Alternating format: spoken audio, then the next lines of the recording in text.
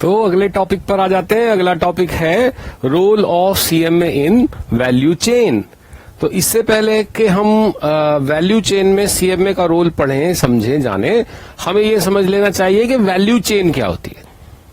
ठीक, तो एक बार देखते हैं इंस्टीट्यूट क्या कह रहा है। इंस्टीट्यूट कह रहा है value chain is a visualization of complete business as a sequence of activity.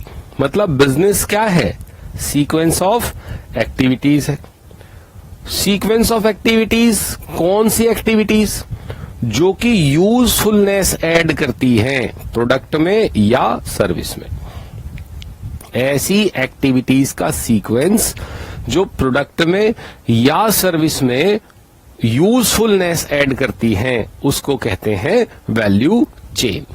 देखते हैं अपनी स्लाइड में, आप देख सकते हैं कि कोई एक मैन्युफैक्चरिंग यूनिट है, उसमें क्या है, अलग अलग काम हो रहे हैं, अलग अलग चीजें हो रही हैं। हाँ, ये तो हम पढ़ चुके थे। हाँ, एक प्रोसेस है कि भाई आप रॉ मटेरियल खरीद कर ला रहे हैं, ठीक है जी। एक प्रोसेस है कि आप उससे फिनिश प्रोडक्ट बना रहे हैं। एक प्रोसेस है कि आप बने हुए प्रोडक्ट को आगे बेच रहे हैं। एक प्रोसेस है कि बने हुए प्रोडक्ट को बेचने के बाद आप आफ्टर सेल सर्विस दे रहे हैं, और उसके बाद कस्टमर रिलेशनशिप मैनेजमेंट और ग्रोथ वगैरह। ये सब क्या है?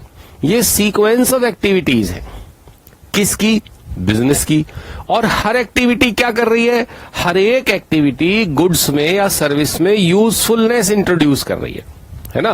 प्रोसेस ए में जब रॉ मटेरियल लाया गया, तो रॉ मटेरियल को यहां तक लाना भी एक यूजफुलनेस ऐड करना है। रॉ मटेरियल में, रॉ मटेरियल अपने डेस्टिनेशन तक पहुंचा, रॉ मटेरियल में एक यूजफुलनेस ऐड हुई, दैट इज प्लेस यूटिलिटी।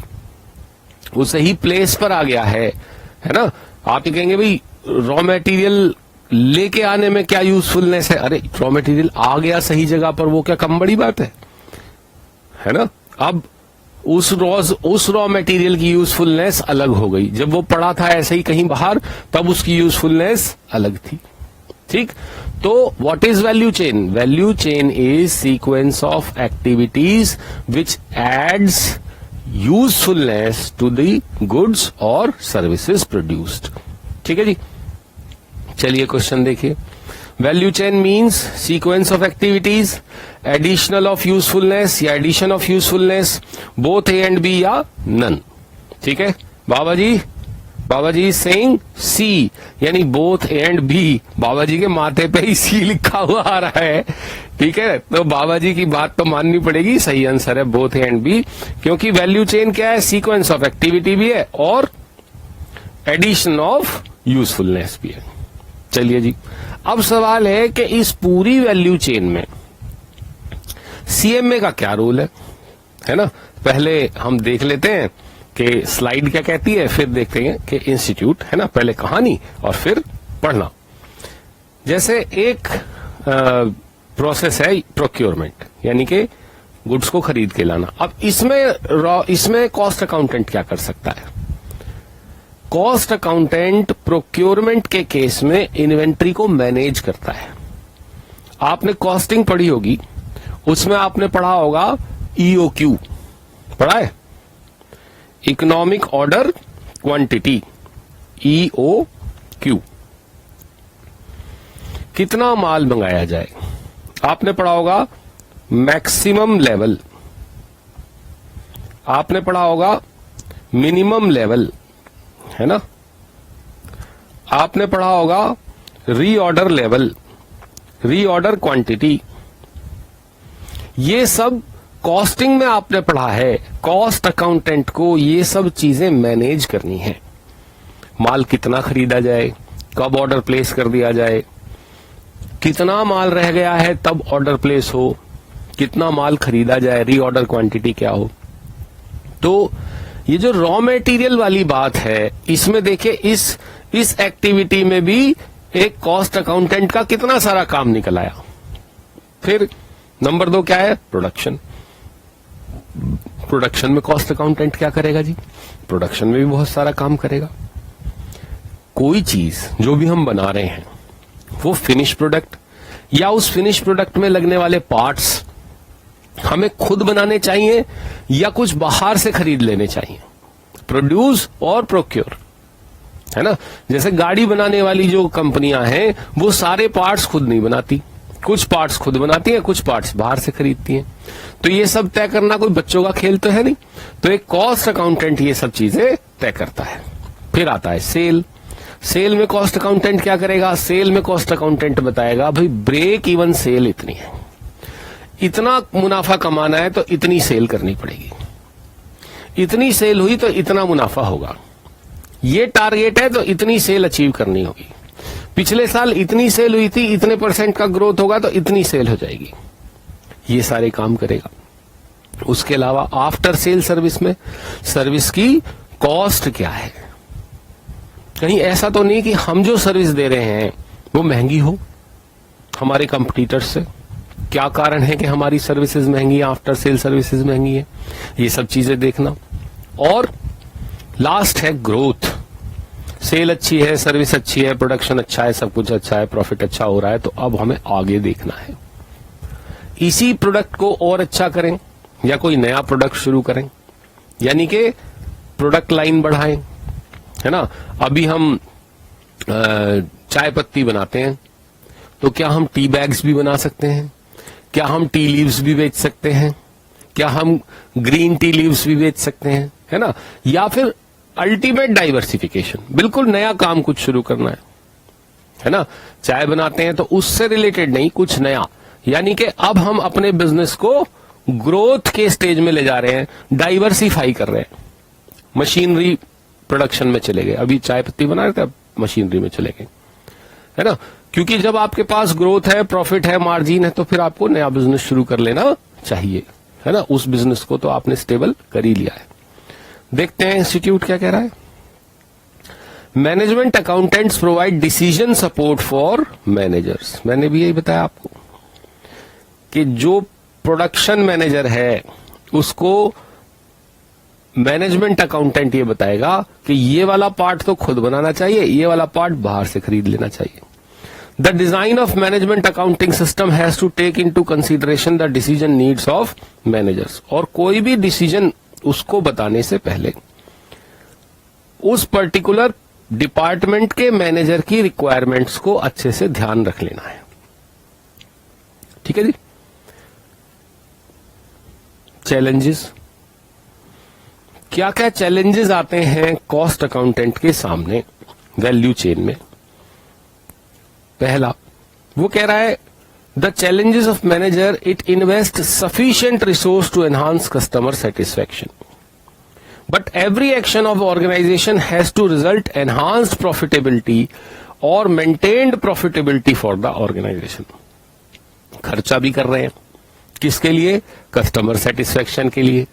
खर्चा बढ़ा भी रहे हैं, रिसर्च एंड डेवलपमेंट पे भी खर्चा हो रहा है। और दूसरा, हम क्या उम्मीद कर रहे हैं, ऑर्गेनाइजेशन क्या उम्मीद कर रहा है? ऑर्गेनाइजेशन उम्मीद कर रहा है कि प्रॉफिट भी बढ़े, है ना। खर्चा बढ़े कोई बात नहीं, लेकिन उस खर्चे के बराबर प्रॉफिट भी बढ़े। तो ये चैलेंज है मैनेजर्स के लिए, भाई ये करना तो बड़ा मुश्किल काम है। खर्चा बढ़ता है तो प्रॉफिट तो कम होता है। तो खर्चा इस तरह से बढ़ाया जाए, it leads to enhanced revenue. जो भी खर्चा हम कर रहे हैं उससे थोड़ी प्रॉफिट बढ़े, उससे थोड़ी सेल बढ़े, उससे नए कस्टमर जुड़े, तो क्या होगा? प्रॉफिट भी बढ़ेगा। Key success factors, there are non financial factors which have effect on economic viability of organization. Non financial factors भी हैं जो ऑर्गेनाइजेशन की डेवलपमेंट पर असर डालते हैं।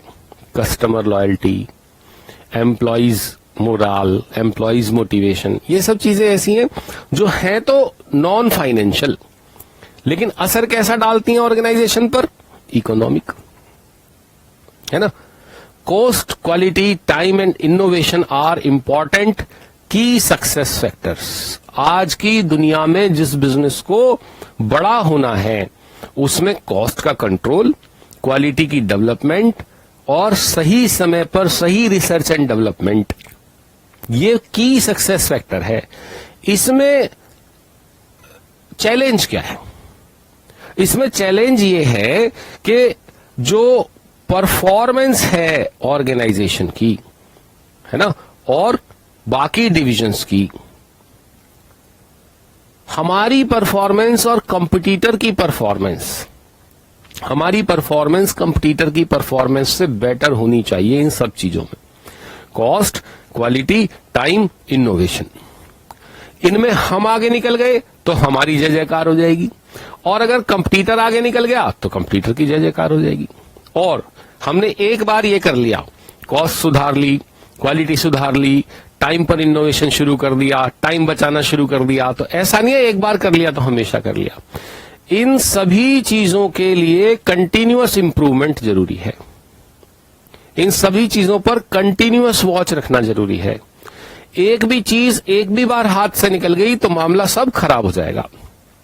Value chain and supply chain analysis, value chain या सप्लाई चेन एनालिसिस जो है वो हमें स्ट्रेटेजिक एडवांटेज देती है। वो हमें क्या देती है? स्ट्रेटेजिक एडवांटेज देती है। कैसे स्ट्रेटेजिक एडवांटेज देती है? कैसे एडवांटेज देती है? माइकल पोर्टर, पोर्टर एनालिसिस वाले पोर्टर, वो कह रहे हैं कि मैनेजमेंट अकाउंटेंट को अपने फ्रेमवर्क को समझते हुए, है ना, क्योंकि ऐसा नहीं है कि वो सेक्लूजन में राय दे देगा, है ना, अलग से कुछ पढ़ के राय दे देगा। पहले उसे अपने यूनिट का फ्रेमवर्क समझना पड़ेगा, अपनी कंपनी का फ्रेमवर्क समझना पड़ेगा कि यहां काम कैसे होता है, और उस फ्रेमवर्क को समझते हुए, उसका एनालिसिस करते हुए उसको सही इंफॉर्मेशन प्रोवाइड करनी है। किसको? स्ट्रेटेजिक प्लानर्स को, ऊपर टॉप मैनेजमेंट को। प्लस ये सब करने में उसको प्रोफेशनल एथिक्स का भी ध्यान रखना है ना। कॉस्ट तो बचा ली, लेकिन एम्प्लॉइज के ऊपर जरूरत से ज्यादा प्रेशर आ जाएगा। प्रॉफिट तो बढ़ जाएगा, लेकिन क्वालिटी में थोड़ा बहुत हेरफेर हो जाएगा। वो जो हमारी डिस्ट्रीब्यूटर्स की चेन थी वो शायद नाराज हो जाएगी मार्जिन घटाने से। तो कई बार जब हम डिसीजन ले रहे होते हैं तो क्या है, डिलीमा होता है, दुविधा होती है। इसका फेवर करे तो इसका डिसफेवर होता है, इसका फेवर करे तो इसका डिसफेवर होता है। ऐसे में हमको क्या करना चाहिए?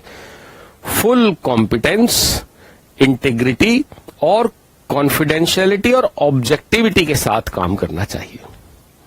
जो हमारी ट्रेनिंग ने हमें सिखाया, जो हमारी एजुकेशन ने हमें सिखाया, हमें उसके तहत काम करना चाहिए।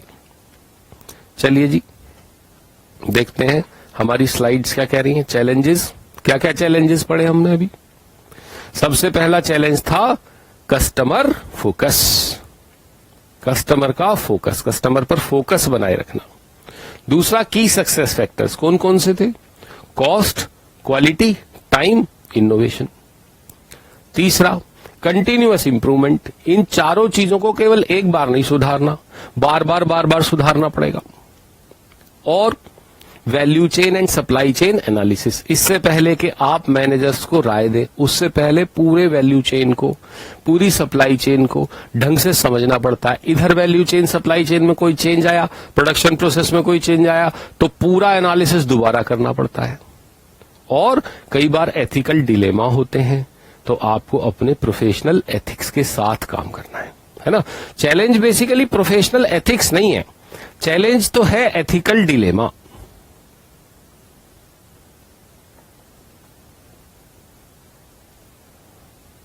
है ना। एथिकल रहते हुए भी क्या होता है कि जो हम निर्णय ले रहे हैं उसका कुछ बुरा असर किसी और के ऊपर पड़ सकता है, ऐसा हमको लग रहा है। Then mission statement of ICAI. ICAI क्या चाहता है? ICAI, institute of cost accountants of India, क्या चाहता है अपने मेंबर्स से? पहली बात कि मेंबर्स हमेशा इंडिपेंडेंट थॉट रखें, वो किसी के दबाव में ना सोचें, वो अपनी इंडिपेंडेंट थॉट प्रोसेस से ही निर्णय लें। हां, कभी किसी चीज में किसी एक्सपर्ट की राय की जरूरत पड़ती है तो राय ले सकते हैं, बट उस पर डिपेंडेंट नहीं होना, ऐसा नहीं होना कि भाई जो इसने कह दिया, जो जैसी रिपोर्ट मांग रहा है चलिए वैसी दे दो। नहीं, ऐसे नहीं करना। अपनी इंडिपेंडेंट, अपनी प्रोफेशनल कैपेबिलिटीज के हिसाब से इंडिपेंडेंट जजमेंट लेना है। दूसरा, मेंबर से ये अपेक्षा की जाती है, एक्सपेक्टेशन है कि वो ओपिनियन जो है बाद में दें, पहले असेस कर लें अपने और क्लाइंट के रिलेशनशिप को। कहीं क्लाइंट और हमारे बीच में ऐसा कोई रिलेशनशिप तो नहीं है जो हमारे प्रोफेशनल कंडक्ट के बीच में आ सकता है, जो हमारी इंडिपेंडेंस को दबा सकता है। रिलेटिव है, बहुत पुराना फ्रेंड है, या कोई बिजनेस एसोसिएट है, ऐसा अगर कोई रिलेशनशिप हमारा क्लाइंट के साथ है, better not to take that assignment. Full disclosure in report. कोई भी बात रिपोर्ट में छुपानी नहीं है।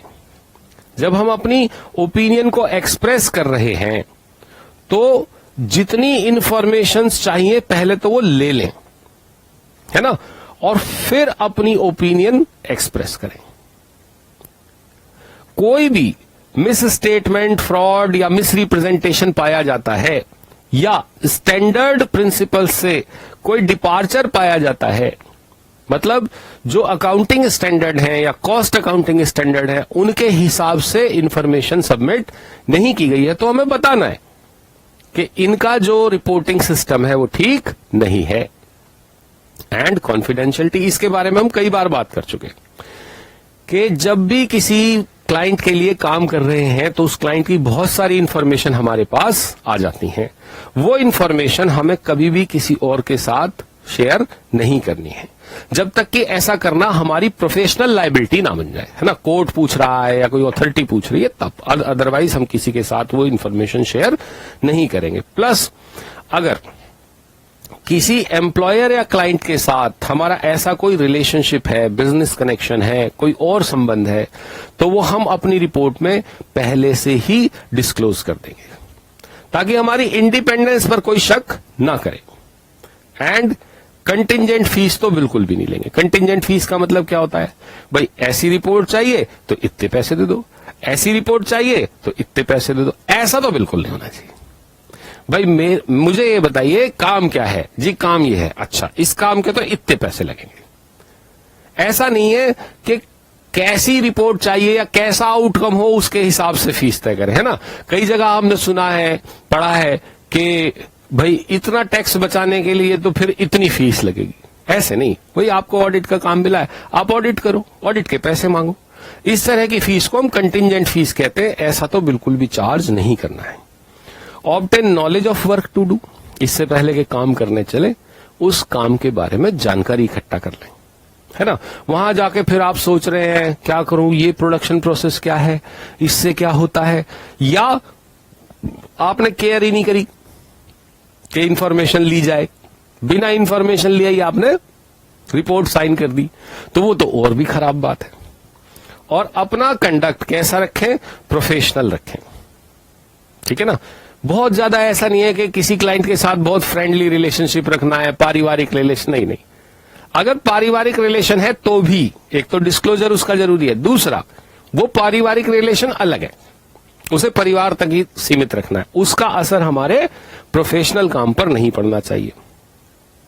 फिर not to accept any engagement to review the work of another manager, another member, किसी और के मेंबर के किए हुए काम का रिव्यू हम नहीं लेंगे।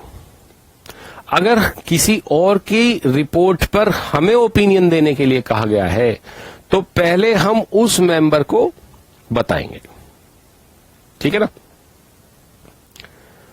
अगर वो मेंबर ऑलरेडी काम छोड़ चुका है तो फिर नहीं बताने की जरूरत है। अगर मान लीजिए मैं भी उसी कंपनी में एम्प्लॉई हूं, आप भी उसी कंपनी में एम्प्लॉई हैं, आपसे कोई काम कराया है और हमारे पास रिव्यू के लिए दे दिया है, देखो जरा इसने कैसा काम किया है, नहीं, वो भी एक सम्मानित मेंबर है, मैं भी एक सम्मानित मेंबर हूं, मुझे कोई हक नहीं जाता कि उसके इंडिपेंडेंट काम को मैं रिव्यू करूं, है ना। तो अगर ऐसा होता भी है तो सबसे पहले मैं मेंबर को बताऊंगा, लेकिन वो मेंबर अगर काम छोड़कर जा चुका है तो फिर मुझे उससे पूछने की आवश्यकता नहीं है। फिर कभी भी किसी काम को लेने के लिए कोई कमीशन नहीं देंगे, ना ही कमीशन लेंगे कि चलो मैं तुमको वहां पर कॉस्ट ऑडिटिंग का काम दिलवा देता हूं, लेकिन मुझे इतना कमीशन दे देना। ऐसा नहीं करेंगे। प्लस ऐसा कोई काम नहीं करेंगे जिससे कि इंस्टीट्यूट की रेपुटेशन खराब हो, आपकी रेपुटेशन खराब हो, बाकी मेंबर्स की रेपुटेशन खराब हो। और जो स्टैंडर्ड्स इंस्टीट्यूट ने टाइम टू टाइम सेटअप करे हैं, चाहे वो कॉस्ट अकाउंटिंग स्टैंडर्ड हो, चाहे वो प्रोफेशनल कंडक्ट के स्टैंडर्ड्स हो, उनको हमें अपहोल्ड करना है, बनाकर रखना है, उनको तोड़ना नहीं है। Undertake work in which he is trained. किसी भी मेंबर को केवल वही काम करना चाहिए जिस काम को करने की उसको ट्रेनिंग मिली हो और उसके पास एक्सपीरियंस हो। क्योंकि हमने शुरू में क्या पढ़ा था प्रोफेशनल एथिक्स में, कि हमारी पहली ऑब्लिगेशन, पहली जिम्मेदारी क्लाइंट को अच्छी सर्विस देने की होती है। जिस काम के बारे में हमको जानकारी नहीं है, अगर हम वो काम करने बैठ जाएंगे तो हम कभी भी अच्छी सर्विस नहीं दे सकते। ठीक है जी। तो इंस्टीट्यूट ने जो अपना मिशन स्टेटमेंट बनाया है, हम एक बार उसके बारे में दोबारा से चर्चा करते हैं अपनी स्लाइड्स में। ओके। अब क्योंकि ये इंस्टीट्यूट के मिशन स्टेटमेंट हैं, तो आप समझिए कि आपको वैसे भी ये याद होना चाहिए एग्जाम के पर्पज से, और क्योंकि आप मेंबर होने जा रहे हैं तो इसलिए भी याद होना चाहिए, है ना भाई। कभी तो मेंबर बनेंगे, आजकल परसों, 1 साल में 2 साल में कभी तो मेंबर बनेंगे, और एग्जाम तो अभी आ रहा है तो अभी के लिए भी याद करना पड़ेगा, है ना। क्या क्या चीजें हैं? इंडिपेंडेंस है, नॉन रिव्यू है, डिस्क्लोजर है, असेस फर्स्ट रिपोर्ट लेटर है, फुल डिस्क्लोजर है। रिपोर्ट में फुल डिस्क्लोजर है। इसका एक सूत्र बनाया गया है ना, इसको याद करने का। इसको याद करने का क्या सूत्र बनाया गया है? कहां है मेरा पेन? चल रहा है? नहीं, कहां है भाई?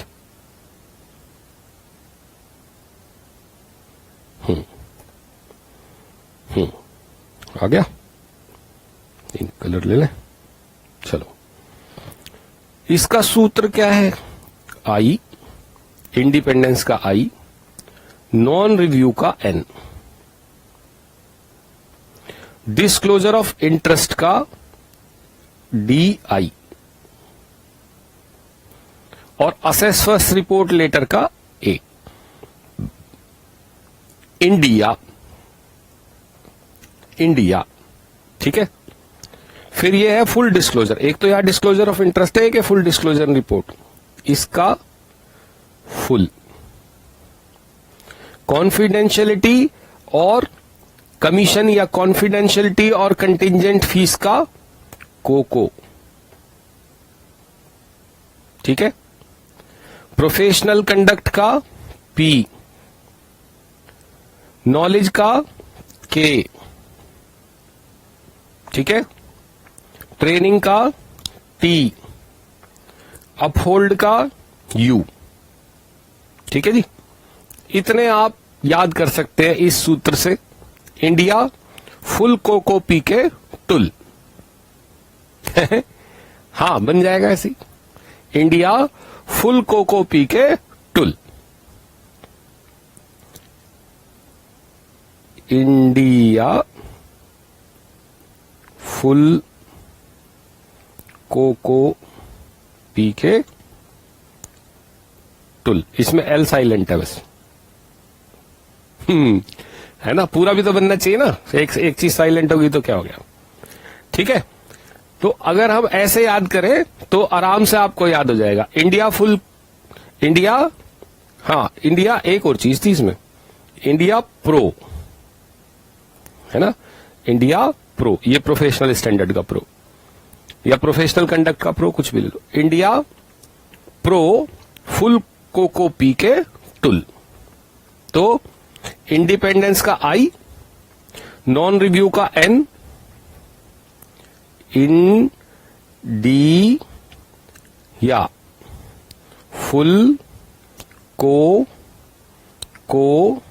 नहीं, इंडिया प्रो, फिर फुल कोको पीके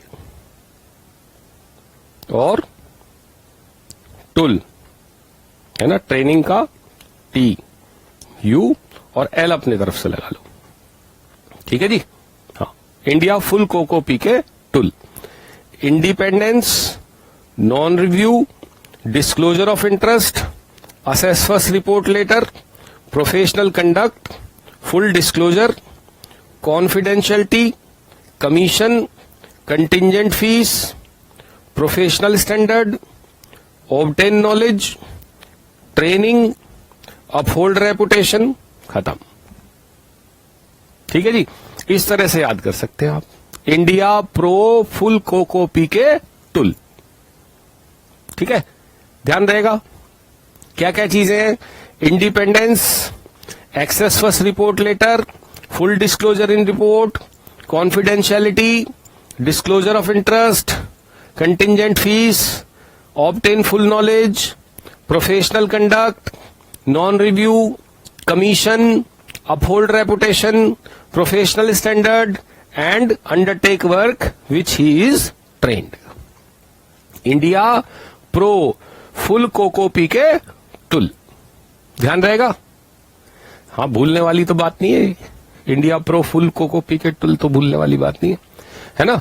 और एग्जाम में आएगा तो इसी सीक्वेंस में आप लिख देना, कोई दिक्कत नहीं है। सीक्वेंस ऊपर नीचे है, इंडिया फुल कोको पीके टुल, वो कोई दिक्कत नहीं है। मिशन स्टेटमेंट की सारी चीजें इसमें कवर हो जाएंगी। चलिए जी, इंस्टीट्यूट के मॉड्यूल में आ जाते हैं। क्या कह रहा है जी? 7 प्रिंसिपल ऑफ पब्लिक लाइफ।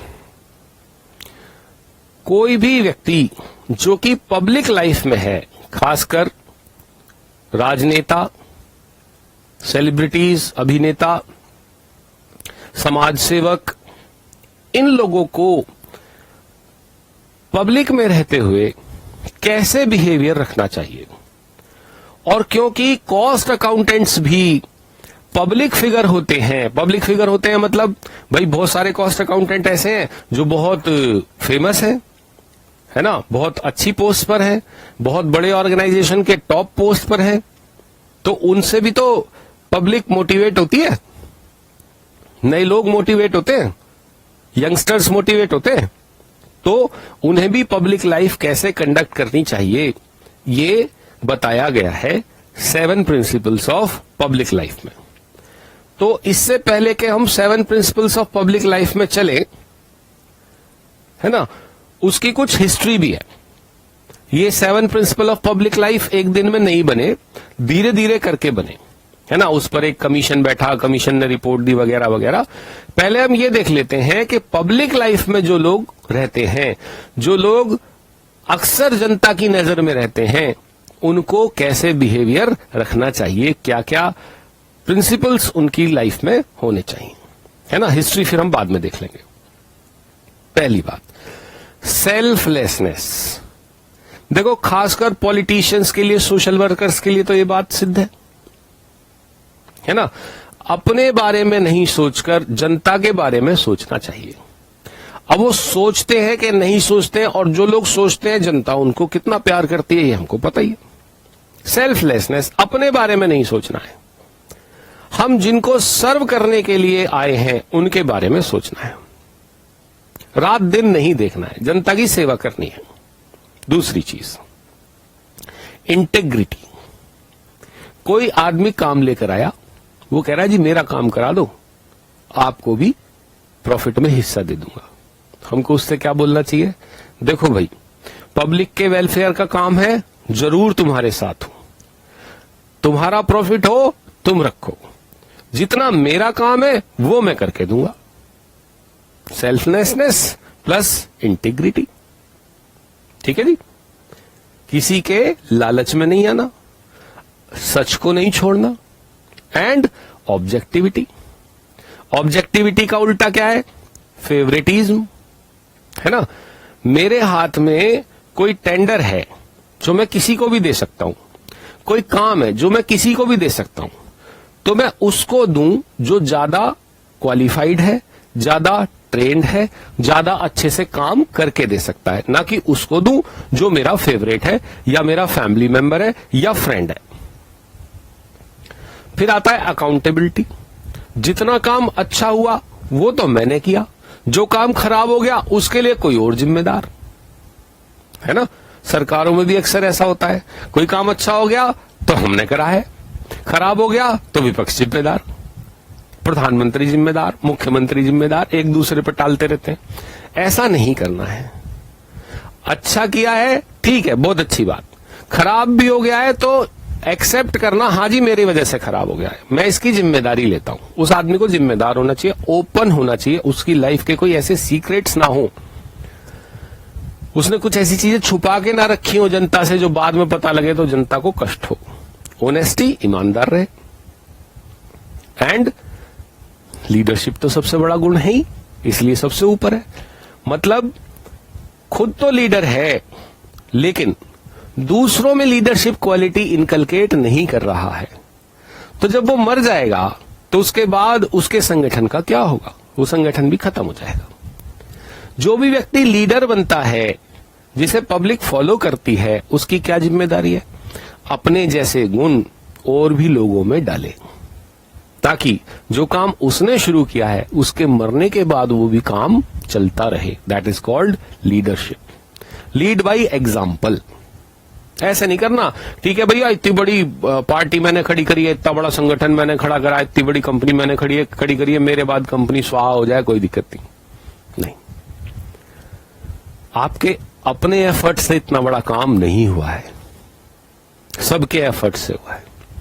और अब आपकी जिम्मेदारी है कि अपने जैसे और लोगों को खड़ा करें। ठीक है ना। चलिए जी, तो ये जो 7 प्रिंसिपल्स हैं इनको हमेशा अपने जीवन में बांध कर रखो। Selflessness, integrity, objectivity, accountability, openness, honesty and leadership. ठीक है, सूत्र अपने आप बना लेना।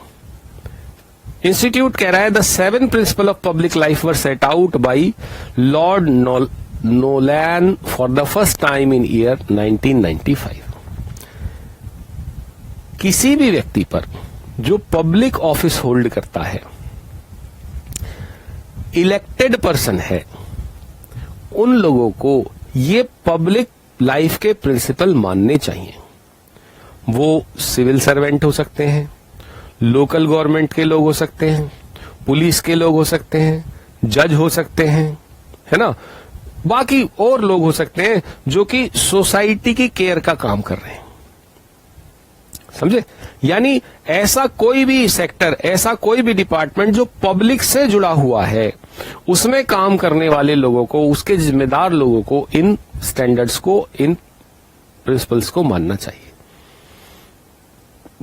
तो ब्रिटिश गवर्नमेंट ने एक कमेटी बनाई जिसका नाम रखा गया committee on standards in public life, और उसका काम था कि वो प्राइम मिनिस्टर को एडवाइस करे कि पब्लिक लाइफ में व्यक्ति एथिकल कैसे रह सकता है।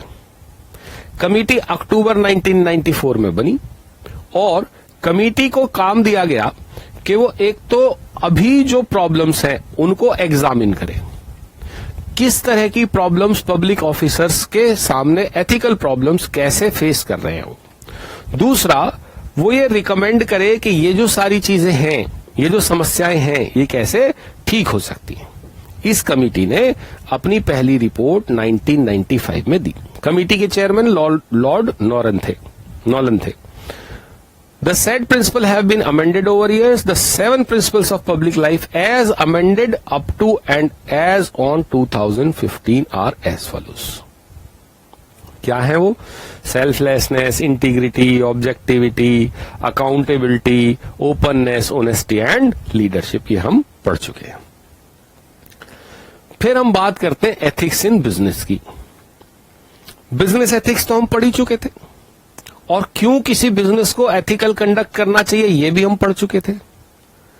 अब हम ये समझ रहे हैं कि बिजनेस में अगर आप एथिकल रहते हैं, पहले तो क्या करेंगे तो एथिकल माने जाएंगे। दूसरी बात, एथिकल रहेंगे तो क्या क्या प्रॉब्लम्स आपके सामने आएंगी। और उनका सॉल्यूशन आप कैसे करेंगे। ठीक है, तो यहां पर बताया गया है भाई बिजनेस एथिक्स क्या है। Business ethics doing business morally या मॉरलिटी इन द बिजनेस। आपकी सोसाइटी ने, आपके समाज ने जो मॉरल प्रिंसिपल्स बनाए हैं, वैल्यूज बनाए हैं, उनको फॉलो करते हुए बिजनेस को करना एथिक्स इन बिजनेस कहलाता है। Business ethics is an art और science of maintaining harmonious relationship with society. आप सोसाइटी के बनाए हुए मॉरल्स के हिसाब से बिजनेस चलाएंगे तभी सोसाइटी आपका सम्मान करेगी, अदरवाइज नहीं करेगी। देन इसके फीचर्स क्या हैं? पहला, एक कोड ऑफ कंडक्ट होना चाहिए। मतलब हम कह सकते हैं शॉर्ट में डूज एंड डोंट्स। ऐसा करना चाहिए, ऐसा नहीं करना चाहिए, इसकी एक लिखित हो लिस्ट तो बहुत ही अच्छी बात है। Protection to social groups. हम इस तरह से बिजनेस करें ताकि जो सामाजिक समूह है, चाहे वो कंज्यूमर हो, चाहे वो एम्प्लॉय हो, सब आते तो समाज से ही है, उनका प्रोटेक्शन हो। और एक बेसिक फ्रेमवर्क तैयार हो, है ना, ऐसे ऐसे काम करना है, ऐसे ऐसे काम नहीं करना है। प्लस विलिंगली उसको एक्सेप्ट करें, लोगों को उसके बारे में एजुकेट करें। और हमेशा ये बात ध्यान रखें कि जो एथिकल कंडक्ट है ये प्रॉफिट मेकिंग के खिलाफ तो बिल्कुल नहीं है। कहीं भी ये नहीं कहा जाता एथिकल थिंकिंग में या एथिकल डूइंग में कि आप प्रॉफिट मत कमाओ। प्रॉफिट कमाओ, प्रॉफिट कमाने के बहुत अच्छे रास्ते हैं। कस्टमर सेटिस्फेक्शन सबसे अच्छा रास्ता है। तो ये फीचर्स हैं हमारे बिजनेस एथिक्स के। प्लस प्रिंसिपल्स क्या हैं? कस्टमर्स का एक्सप्लॉयटेशन नहीं करना, किसी अनफेयर ट्रेड प्रैक्टिस में नहीं पड़ना। बहुत सारी जगह आपने देखा होगा बहुत अट्रैक्टिव एडवर्टीजमेंट होता है और बाद में लिखा होता है टर्म्स एंड कंडीशन अप्लाइड। और वो टर्म्स एंड कंडीशन ऐसी होती है कि वो जो इतना सुंदर, इतना बढ़िया ऐसा एडवर्टीजमेंट दिखाई दे रहा था, अब वो बिल्कुल बेकार लगने लगा है। ये क्या बात हुई? ऐसा कुछ भी नहीं करना जिससे कि कस्टमर को गलत जानकारी जाए। और एम्प्लॉइज के साथ फेयर ट्रीटमेंट। जितना काम उतनी तनख्वाह, जितनी तनख्वाह उतना काम। कोई एक्सप्लॉयटेशन ना तो कस्टमर का होना चाहिए ना एम्प्लॉय का होना चाहिए। देन इसका इंपॉर्टेंस क्या है? जो बिजनेस एथिकली चल रहे हैं उनको क्या बेनिफिट इससे होता है, महत्व तो क्या है? एक तो आपके कंज्यूमर का कॉन्फिडेंस आप में बना रहेगा। प्लस बिजनेस इस बात की हमेशा चिंता करेगा कि सोसाइटी की तरफ उसकी जिम्मेदारी क्या है। बिजनेस की इमेज बढ़ेगी, गुडविल बढ़ेगी, इन दोनों चीजों की वजह से प्रॉफिट बढ़ेगा। और खराब से खराब समय में भी आपके सर्वाइवल को कोई परेशानी नहीं होगी, क्योंकि कस्टमर लॉयल्टी आपको बचाएगी। कस्टमर जानता है कि भाई कैसा भी खराब समय हो, इसके प्रोडक्ट खराब नहीं निकलेंगे। कैसी भी बुरी हालत हो गई हो, ये आदमी प्रॉफिटियरिंग नहीं कर रहा होगा, ये माल होल्ड करके नहीं बैठा होगा, ये ब्लैक मार्केटिंग तो बिल्कुल नहीं कर रहा होगा। तो कस्टमर हमेशा आपका साथ देगा और आप लीगल पचड़ों से भी बचे रहेंगे। ठीक है जी। फिर ये कह रहा है कि बिजनेस के साथ प्रिंसिपल कौन से हैं? ट्रस्टफुल रहें, लोग आप पर भरोसा कर सकें। चेंजेस के लिए खासकर ओपन माइंडेड रहें, चेंजेस के लिए भी, चैलेंजेस के लिए भी और अपने खिलाफ सुनने के लिए भी। अपनी जिम्मेदारियों को पूरा करें, डॉक्यूमेंट्स ठीक रखें, कम्युनिटी में इन्वॉल्व रहें, अकाउंटिंग कंट्रोल अच्छा हो ताकि आपके अकाउंट्स में कोई फ्रॉड ना हो, और दूसरों के प्रति रेस्पेक्टफुल रहें। सिंपल सिंपल बातें हैं, इसमें कोई बहुत ज्यादा दिमाग लगाने वाली बात नहीं है। एक आधा प्रिंसिपल आप ऊपर नीचे कर देंगे तो कोई आफत नहीं आ रही। एरियाज क्या है बिजनेस एथिक्स के? देखिए, सबसे पहले तो CSR आप जगह जगह पढ़ते हैं। CSR मतलब जो बिजनेस है उसका सोसाइटी की तरफ रेस्पॉन्सिबिलिटी बनती है। गरीब बच्चों को पढ़ाने के लिए स्कूल खोल दिया, लोगों के इलाज के लिए स्कूल खोल दिया, है ना। ये किसके काम है? ये कॉरपोरेट्स के काम है। लोग सड़क पर ठंड में ठिठुर रहे हैं, कंबल बांट दिए या रैन बसेरा खोल दिए। किसके पैसे से? कंपनी के पैसे से। क्या ये कंपनी की जिम्मेदारी है? नहीं नहीं, लीगल जिम्मेदारी नहीं है, लेकिन सोशल रिस्पॉन्सिबिलिटी है, सोशल जिम्मेदारी है। स्टेक होल्डर्स के साथ ट्रस्ट का वातावरण रखें। स्टेक होल्डर्स के साथ ट्रस्ट का वातावरण रखें। ट्रस्ट का वातावरण रखें मतलब आप ये ध्यान करें कि स्टेक होल्डर्स की वजह से ही आपका बिजनेस चल रहा है, चाहे वो शेयर होल्डर है, चाहे वो कस्टमर है, चाहे कोई और है। उनके साथ फुल ट्रस्ट वर्दी रहें। उनके साथ किसी तरह की चीटिंग करने की सोचे भी नहीं, क्योंकि उन्होंने अगर हाथ खींच लिया तो आपका बिजनेस धड़ाम से गिर जाएगा। ठीक है ना?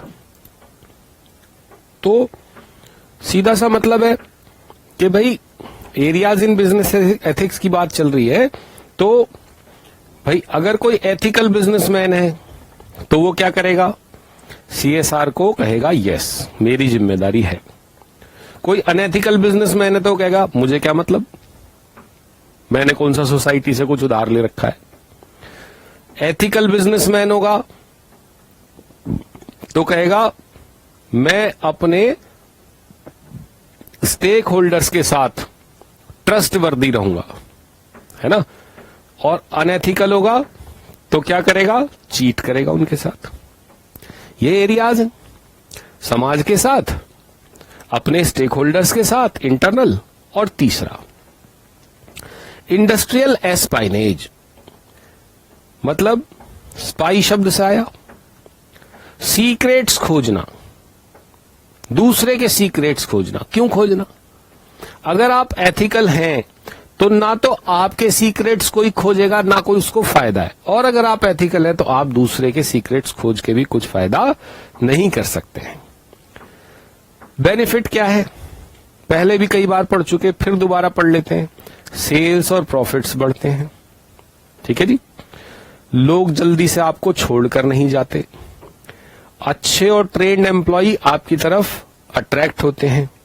और अच्छा इन्वेस्टर, ट्रस्टवर्दी इन्वेस्टर, बड़ा इन्वेस्टर, लगातार आपके साथ जुड़ा रहने वाला इन्वेस्टर आपकी तरफ आता है। ठीक।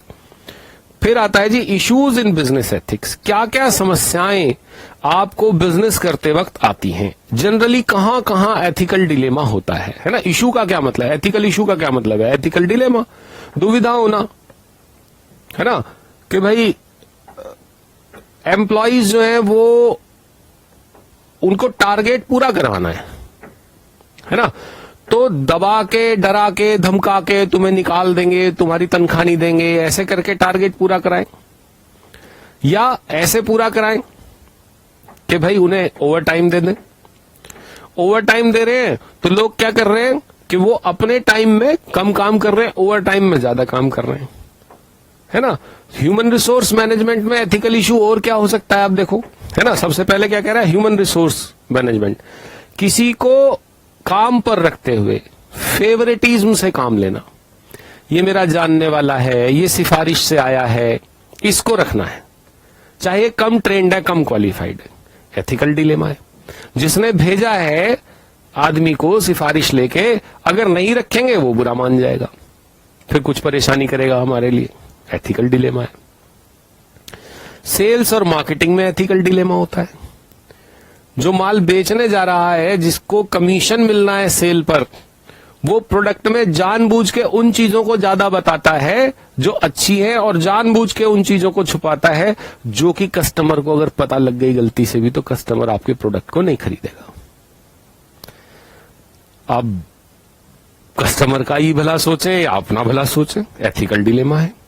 ऐसे ही प्रोडक्शन में क्वालिटी को लेकर, रॉ मटेरियल की क्वालिटी को लेकर, फिनिश प्रोडक्ट की क्वालिटी को लेकर या वेस्टेज को लेकर कई बार एथिकल डिलेमा हो सकता है ना।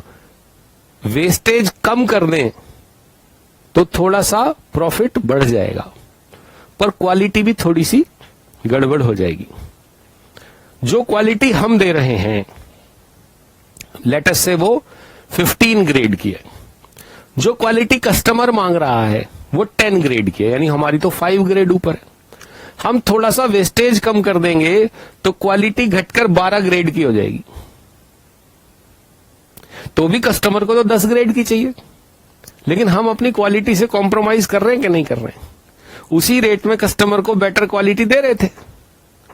ये क्या है? ये भी एथिकल डिलेमा है। ऐसा कर लें कि नहीं कर लें?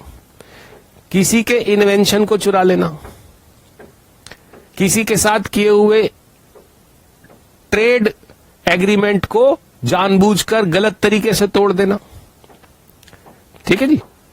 कॉमन अनएथिकल प्रैक्टिसेस क्या हैं जो कि एग्जीक्यूटिव्स करते हैं?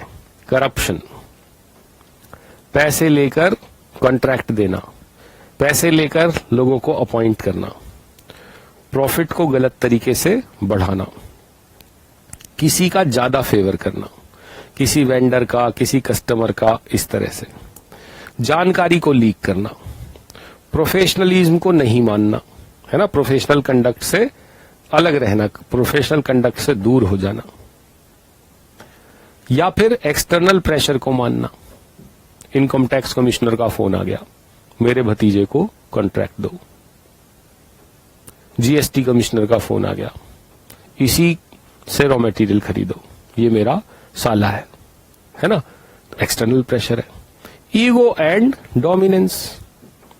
ईगो एंड डोमिनेंस मतलब कि अरे ये तो मैं तो प्रोडक्शन डिपार्टमेंट का जनरल मैनेजर हूं, मेरी तो ज्यादा चलनी चाहिए, ये तो अकाउंटिंग का जनरल मैनेजर है, इसकी तो कम चलनी चाहिए, मैं इससे क्यों बात करूं, मैं इसका सीनियर हूं, मैं इससे क्यों पूछूं, मैं तो इससे ज्यादा पुराना हूं, मैं इससे क्यों बात करूं, मैं तो सीधे सेठ जी से बात करता हूं, मैं तो सीधे मालिकों से बात करता हूं।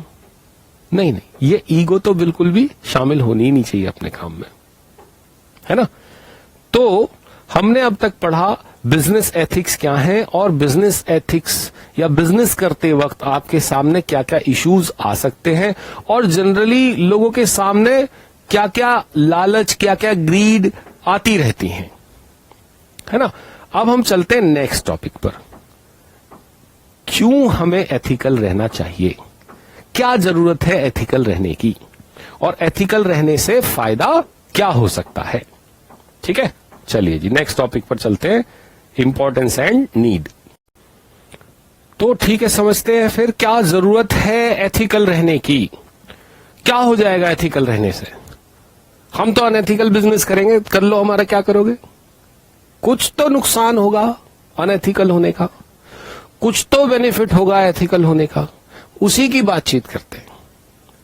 देखो, आप मुझे एक बात बताओ, खुद सोच के बताओ, दो शॉप्स हैं या दो स्टोर्स हैं, एक के बारे में आपको पता है कुछ भी हो जाए ये आदमी मिलावट नहीं करेगा, कुछ भी हो जाए ये आदमी खराब सामान नहीं बेचेगा।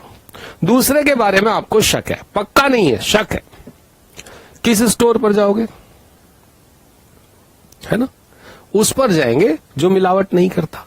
यानी कि सबसे पहले तो भाई पब्लिक की एक्सपेक्टेशन ही ऐसी है कि आप अगर एथिकल परफॉर्मेंस करेंगे तभी आपको स्वीकार किया जाएगा। सोसाइटी उसी को एक्सेप्ट करेगी जो हाई एथिकल लेवल्स दिखाएगा। प्लस अगर टॉप मैनेजमेंट एथिकल है तो क्या लोअर लेवल मैनेजमेंट और मिडिल लेवल मैनेजमेंट में किसी की हिम्मत हो सकती है अनएथिकल हो जाए? हो ही नहीं सकता है। तो बिजनेस फर्म और उनके जो एम्प्लॉइज हैं, है ना, वो कोई ऐसा काम नहीं कर सकते हैं जो सोसाइटी को नुकसान पहुंचाए। और जिस बिजनेस के बारे में मालूम है कि यहां कुछ भी गड़बड़ नहीं होती है, यहां कुछ भी अनएथिकल नहीं होता है, ऐसे बिजनेस को सबसे पहले तो जो अनएथिकल एम्प्लॉय है या अनएथिकल कॉम्पिटिटर है वो छोड़कर भाग जाता है। अनएथिकल कॉम्पिटिटर एथिकल बिजनेस करने वाले से ज्यादा दिन तक लोहा नहीं ले सकता है ना। और ऐसी संस्था में काम करने वाले लोगों के एथिकल स्टैंडर्ड्स धीरे धीरे धीरे धीरे अपग्रेड होते हैं।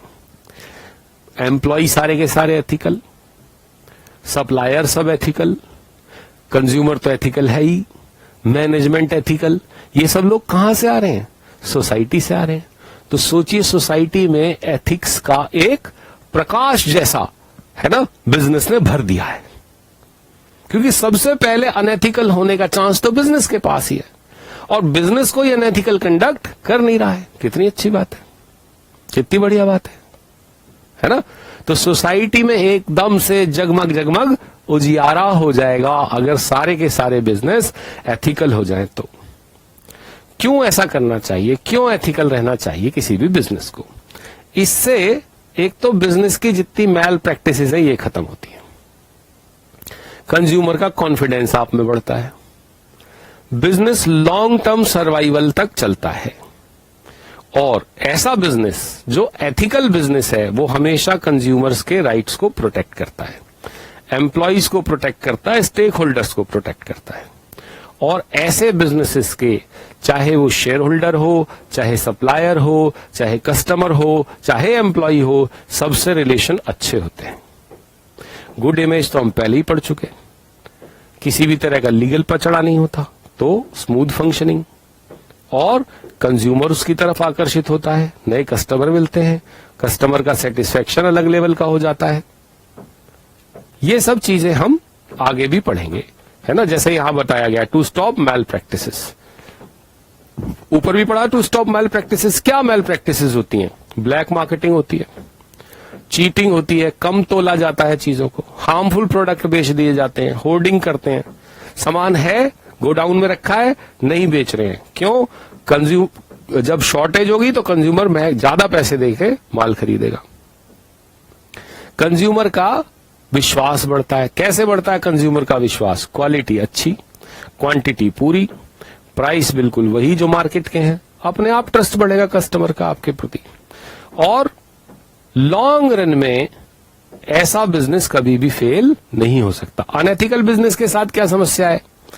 अनएथिकल रहकर अगर आप बिजनेस कर रहे हैं तो शॉर्ट टर्म में तो कर सकते हैं, लॉन्ग रन में नहीं करेंगे। क्यों? धीरे धीरे लोगों को आपके बारे में पता लग जाएगा और कस्टमर आपसे गुड्स खरीदना बंद कर देंगे और दूसरों को भी बताएंगे कि इनसे मत खरीदो जी।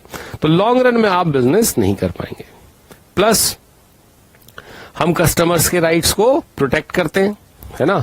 कभी भी कस्टमर को कोई शिकायत है तो उसे ये नहीं कहते नहीं ये तो माल हमने बेचा ही नहीं। बहुत बार आपके साथ शायद हुआ होगा, जिस दुकान से माल खरीदा खराब निकला उसे वापस करने गए, ये तो हमारा है ही नहीं, ये तो हमने बेचा ही नहीं, हम तो बेचते ही नहीं है, हम तो रखते ही नहीं है क्वालिटी, है ना। वो क्या कर रहे हैं? वो बेसिकली कस्टमर के राइट को डिनाई कर रहे हैं, है ना। जिसके संरक्षण में आप पल रहे हो, जिसके पैसे पे आप पल रहे हो, उसी के साथ आप धोखा कर रहे हो। To protect employees and share holder, fair dividend, fair wages, fair timing, fair over time, है ना, एंड स्मूथ फंक्शनिंग।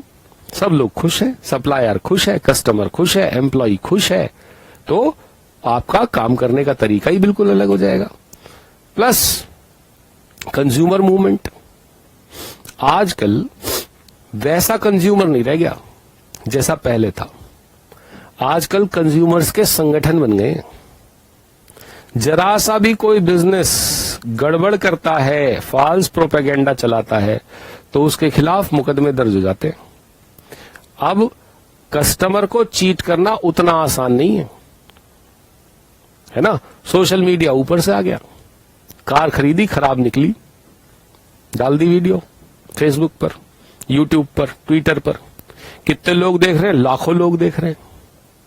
जो उस कार को खरीदने की सोच रहा था दोबारा सोच में पड़ेगा कि नहीं पड़ेगा? तो आज का जो स्थिति है वो वैसी नहीं है भाई कि आपने चुपचाप खराब कार बनाई बेच दी, खराब वॉशिंग मशीन बनाई बेच दी, एक दो लोगों को परेशानी हुई ठीक कर दिया, कभी वो आए कभी नहीं आए, और आपने हजारों खराब मशीन ऐसे ही बेच दी, किसी को नहीं परेशानी हो रही। आजकल ऐसा नहीं है।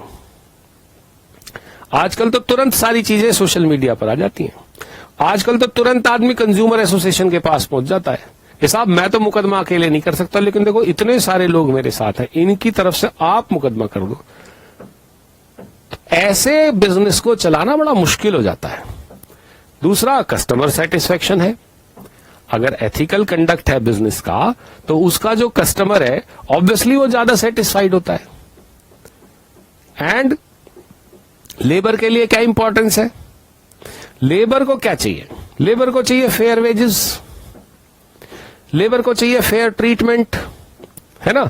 अगर उससे आप सही पैसा दे रहे हो, वर्किंग कंडीशन अच्छी दे रहे हो, तो क्या होगा, इंडस्ट्रियल रिलेशन अच्छे होंगे, और इंडस्ट्रियल रिलेशन अच्छे होंगे तो हड़ताल कम होगी, काम अच्छा होगा, प्रोडक्टिविटी बढ़ेगी, तो प्रॉफिट भी बढ़ेगा।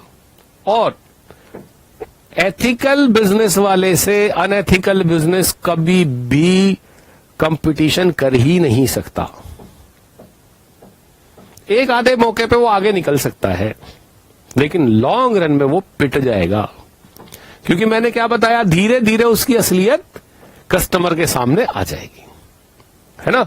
धीरे धीरे आपकी पोल खुल जाएगी, आपकी कलई खुल जाएगी, और फिर लोग उसी के पास वापस जाना शुरू कर देंगे जो कि एक अच्छा बिजनेस चलाता है। Now advantage and disadvantage. अरे क्या एथिकल होने का डिसएडवांटेज भी हो सकता है? एडवांटेज तो हमने बहुत पढ़े, क्या डिसएडवांटेज भी हो सकता है? एक बार दोबारा से एडवांटेज देख लेते हैं, है ना। कंपटीशन में हम सक्सेसफुल होते हैं, हमारी गुडविल ज्यादा होती है, हमारी प्रोडक्टिविटी ज्यादा होती है क्योंकि हमारे एम्प्लॉयज हमसे खुश हैं, है ना। हमारे लोगों के मोराल हाई होते हैं, ठीक है जी। और पब्लिसिटी हमारी माउथ टू माउथ, है ना, फेस टू फेस पब्लिसिटी। हमारा जो कस्टमर है वही हमारा ब्रांड एम्बेसडर बना हुआ है। जो भी हम नया प्रोडक्ट लाते हैं लोग उसे हाथों हाथ खरीदते हैं। ग्रोथ, है ना, चेंजेस आसान हो जाते हैं। मैंने अभी क्या कहा थोड़ी देर पहले, जो भी हम प्रोडक्ट लाते हैं वही लोग एक्सेप्ट कर लेते हैं। तो यानी जब भी हम कोई नया चेंज लाते हैं वो आसानी से सोसाइटी में एसिमिलेट हो जाता है। इससे बढ़िया क्या चाहिए, है ना। और क्वालिटी, स्ट्रेटेजी, ये सब चीजें बेहतर होती चली जाती हैं। डिसएडवांटेज क्या है जी? कभी कभी शॉर्ट रन में ये लग सकता है कि इससे हमारा प्रॉफिट कम हो रहा है, जितना हम अचीव कर सकते थे उतना हम नहीं कर पा रहे हैं, या बाकी लोगों के मुकाबले में हम एक्स्ट्रा खर्चा कर रहे हैं, है ना। CSR पर खर्चा कर दिया, क्वालिटी मेंटेन करने पर खर्चा कर दिया। लेकिन ये शॉर्ट रन के डिसएडवांटेज हैं, ये लॉन्ग रन के डिसएडवांटेजेस नहीं है। Now learning to recognize ethical issues is most important step in understanding business ethics. Issues को समझना बहुत जरूरी है, क्या क्या समस्याएं आ सकती हैं।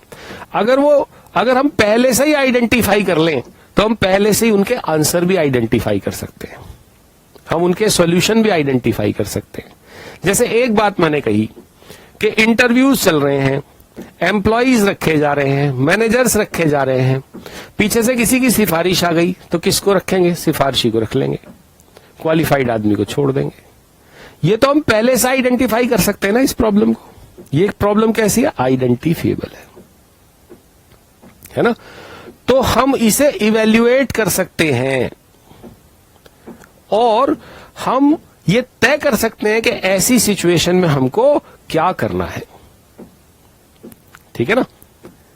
हमको किसी भी एथिकल प्रॉब्लम का अगर सॉल्यूशन निकालना है तो सबसे पहले तो बिजनेस के अंदर ना होकर बिजनेस के बाहर होकर सोचें। मैं उस एम्प्लॉय की जगह होता तो मुझे कैसा लगता, मैं उस कस्टमर की जगह होता जिसके साथ चीटिंग हो गई तो मुझे कैसा लगता, मैं उस कंपटीटर की जगह होता जिसके साथ मैंने अनएथिकल कंपटीशन किया, अनहेल्दी कंपटीशन किया तो मुझे कैसा लगता।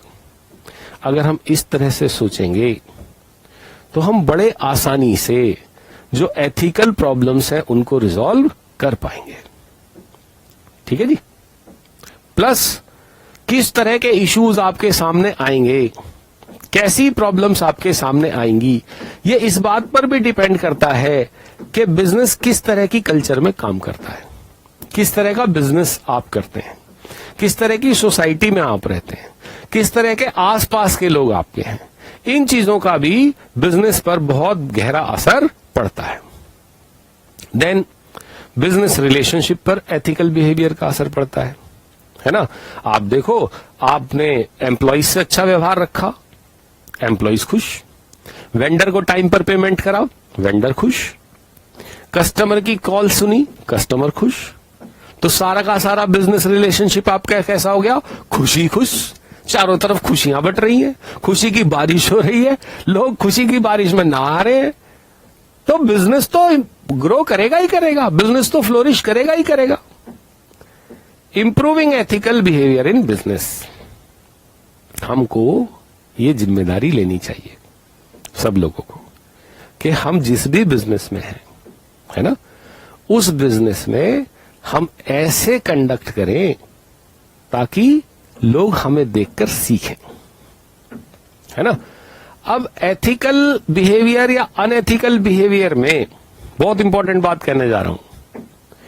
3 चीजें मायने रखती हैं।